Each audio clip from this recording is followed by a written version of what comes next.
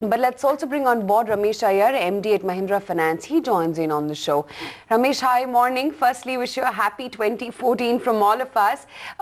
Let's scale back a bit because 2013 proved to be a good year for companies focused on rural economies. You expect a similar trend in 2014 as well? And do you see cash flows increasing from rural India? I think the answer would be yes, because the benefit of 2030 monsoon is yet to come into this market, so I would guess the benefit would continue. And the southern market will show the trends of improvement, if any, only from January after the Pongal festival. So we are all waiting to see what's happening to that. So I would think, clearly indications are at least the first quarter will have the benefit of the previous year monsoon. Going forward, yes, one do expect that will the interest rates come off? Is that going to add to the benefit? Because, clearly auto market isn't doing well, maybe because overall economy is not doing well. Also, the interest rates are yet to come off. So one hopes all of this will take some correction in 2014 and overall should look better. Ramesh, the reason why NBFCs have managed to clock great percentage growth in last 1 year is because banks are not lending. But once the economy stabilizes, banks will start lending. Is that a threat? No, I think we must understand that if there are more players providing credit, the market also expands. We shouldn't imagine that the overall volume is the same and more players are going to participate. So clearly, if banks aren't participating, there is some impact on the volume that does happen. And likewise, when the bank starts participating, the market expansion happens. That's one. I think second, why NBFCs have done well, you must understand that NBFCs have not lost volume. Even though the overall volumes have come down, I think it's the absolute cash purchases which has come down. If 25% of vehicles or cars, etc., being bought on full cash basis, if that's not happening, to that extent the volumes have come off. So it's not that the volumes available for credit providers have come down, even though the overall volumes have come down. So take these two together. I don't think there is a threat to an NBFC sector because NBFCs are specialist auto financiers. And irrespective of who comes in and goes out, I think NBFCs have been able to hold on to their volumes in this specific segment pretty well. And I'm reasonably sure that more players will only expand the market. Your stock has done rather well in a tough environment. In fact, Mahindra Financial is not very far away from an all-time high. Analysts, they love your stock. A lot of fund managers, they own your stock. But I have a very basic question. If I look at the auto dispatch numbers, there is a slowdown which is clearly visible in the car market, in the CV market and in the HCV market. So whom are you lending to? No, if you look at our balance sheet over the last few years, from 5-6 years back, we were a single product company just doing the Mahindra auto products. Then we moved on to tractors in some form. But I think today we are a multi-product company. We have clearly de-risked ourselves going to deeper geography across the country. We are multi-product. And we also have the ability to, in fact, enhance the volumes through second-hand vehicle financing. Because a lot of two-wheeler guys graduating to buying four-wheelers, that's one segment. People who may not want to invest buying new vehicle at this stage, we are definitely seeing a demand for second-hand vehicle going up. So when our existing customer contracts mature and they want to sell their vehicle, we are able to get them another customer who's wanting to buy a second-hand vehicle. And therefore, with one cost, we are able to do possibly 1.5 vehicle, if I may put in value terms. One new vehicle to somebody who's selling a vehicle and the second-hand vehicle to somebody who's buying a vehicle. So clearly, penetration, multi-product approach, second-hand vehicle financing as a growth story is what is driving our growth. Because we were never a significant player as far as commercial vehicle is concerned, or even for that matter, car, we are purely a rural player. And therefore, to the extent the car volumes are available there, we are a player. But we are not an urban player for us to be impacted by the car volumes.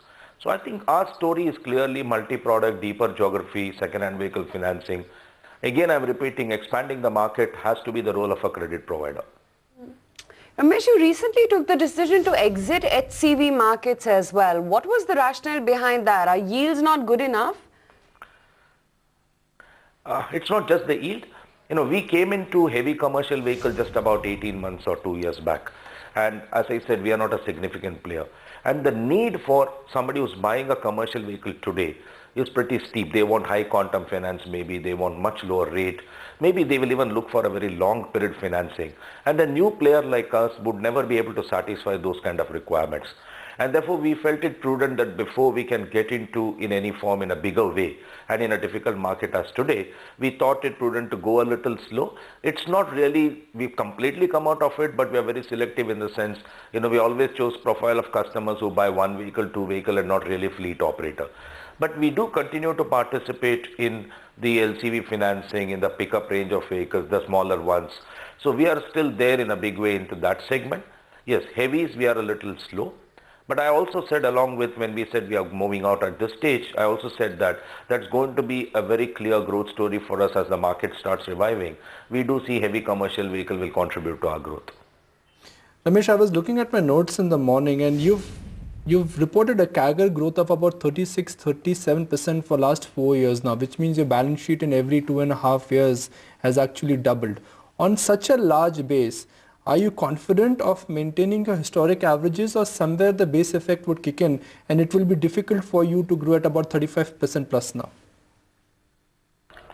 I think clearly such large balance sheets, some base effect would kick in, but more importantly for a financial advantage, one is the volume advantage. Two, there is a possibility of increasing the market share as we go more deeper. I think also I believe the price increase of vehicles would happen. They won't stay where they are for the next 1 year. So I think the three factors of price increase of the product, deeper penetration, increasing market share, and clearly getting into more products, all of this put together, the growth would for sure be available if you're focusing in auto, tractor kind of space, including second-hand vehicle in rural market.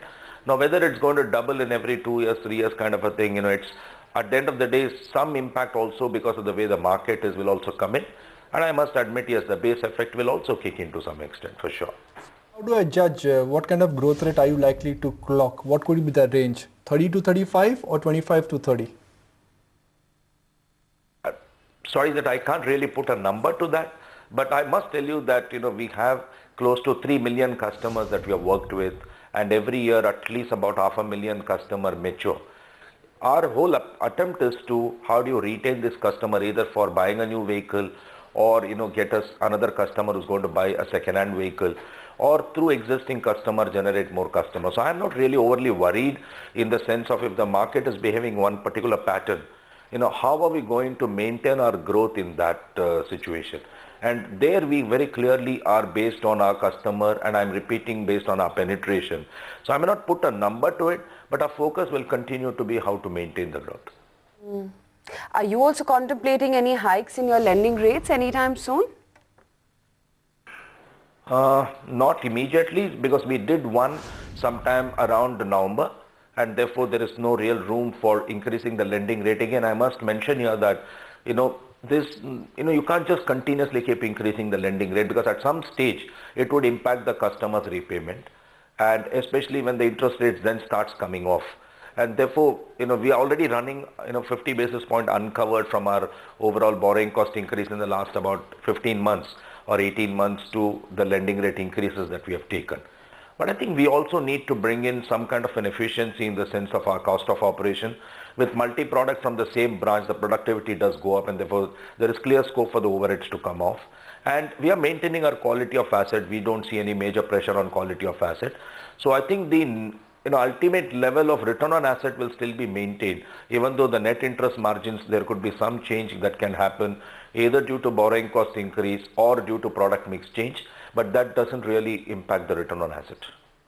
So sooner or later you would be contemplating hiking your lending rates? No, I'm saying no, because we just did one in November.